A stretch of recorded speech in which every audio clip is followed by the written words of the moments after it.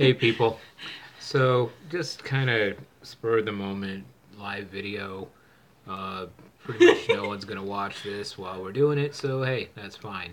Probably a couple people will pop in and will have missed everything we're saying right now. So, but you'll get to see it on when the video just goes to the channel. So there it is. We were talking about uh, consent, non-consent earlier with each other. Some stuff that we did that definitely falls within that category. So we have a really bad connection. Yeah, it is what it is.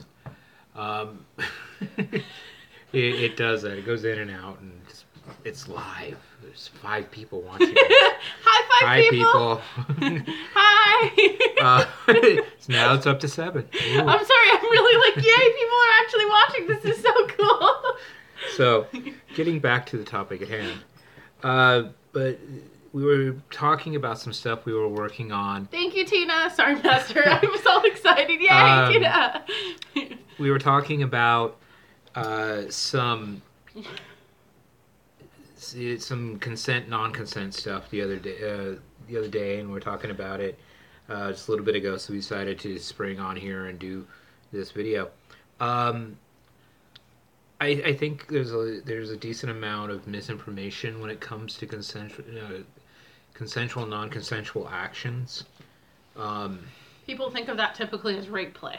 Right, and things like that, and things like, that's immediately going to get us demonetized. We're not in it for the money. We don't get any money from this. You guys know that. Yeah, that rare occasion my network might go, hey, here's $50. Twice the entire time that I've been on there. We should also do a question and answer live video sometime. We will. That's not now. We'll have to announce it and do it. But the thing is I think there's a lot of misinformation. A lot of people think it's just for super high-end stuff. Like she said, the rape play, abduction play, a couple different styles of play like that. But there's a lot of things where that is applicable. Just sometimes basic sex. There's a certain actions that you're going to do, especially when it comes to a sub-dom style relationship, that you want to make sure that they're comfortable with it before you, especially as a dom, just do it. Master, can you give people examples? like waking you up in the middle of the night with me already inside you. That's kind of very intense to say on this live video. I don't care. What's YouTube gonna do? Age it. Oh, this is an 18 plus video. Okay, whatever. Sorry. The sarcasm is. Oh. Any little master hooks? No. Not anytime soon. Not anytime soon. But no, the thing is that we'd have to do a parenting channel about raising your kids. That would be an interesting. That would be really interesting. Not right now though.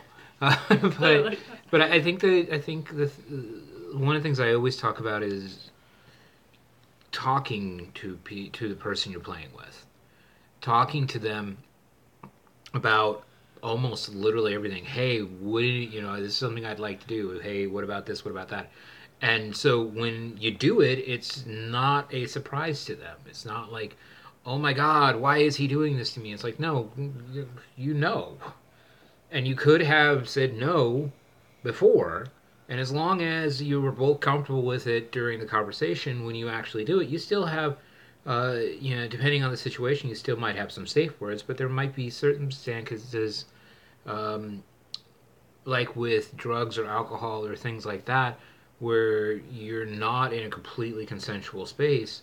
You've already had this conversation that said, if I am in that space, then it's completely okay to do these things.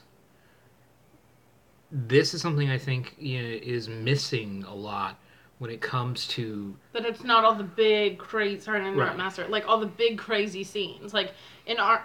Sorry, can I talk for a little Go bit? ahead. So, like, in our relationship, if I had alcohol, right? If I had one drink of alcohol, technically, I'm not able to consent, right? But if we had pre-negotiated before, which we had said, anything you can do to me while I am sober is what you can do to me while I'm not. If I am not comfortable, I will use our safe words. That's pretty much what our negotiation was about. Right. That. Yeah, and I think that's a standard thing. Is as long as everybody is aware of the situation, everybody is aware of what's going on. There's a lot more freedom you have as a dominant to be able to do the kind of things that you want to do, as long as you have had those conversations. You just can't, as a dominant or a master or a mistress, just do something. Clearly not. Yeah, I mean, occasionally you might be able to do this. You don't want to just do something that's going to just take them completely Wait, out. hold on, there's a question here. Is it bad not to have safe words? It depends, especially when we're talking about something like this. Sometimes, in a consensual, non-consensual fashion, There isn't safe words. there isn't safe words. Sometimes there is. It's what's known as RAC, risk-aware. What is it? Risk-aware consensual kink. Right, risk-aware consensual kink, but you still could. Depends on what you're doing. Right. Yeah, exactly. Depends on your personal dynamic. Right. Exactly. Yeah, completely. Like in our dynamic, we have a code word for any mental health challenges that come up, like with my anxiety. We have like a word that's like a separate word. So if we're doing something that's consensual, right? Risk-aware consensual kink. Yeah. Yeah, there you go. Then I can say that word, right? Even if I've already agreed, right, between our relationship that he can do X even when I'm drinking alcohol or whatever, that other safe word would still be, in our dynamic, would still be honored. Right. Because it's something that he developed. Right, because it's something that is designed if her anxiety comes up or I get triggered in some way or something happens, that it's not it's seen for what it is. It's not just stop. It's stop because I'm having a mental issue.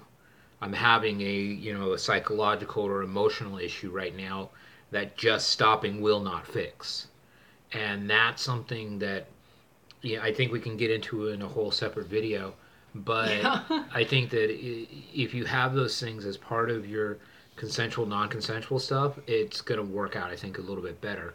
That's why having those deep conversations, getting into the negotiation, and then going ahead and doing your singing, as long as everybody is consenting to everything, awesome. Can I add something, Mm-hmm. Master? So one of the things that I also want to add is that I know people who say, oh, I did a consensual non-consent weekend with somebody.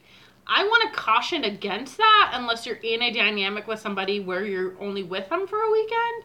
But if you met somebody and you agreed to do like an entire weekend with one person, I'm not saying like your dominant set up a scene. I'm saying like you just met this person and you're like, I'm going to do a TPE, CNC weekend with this person I've known for 1 week.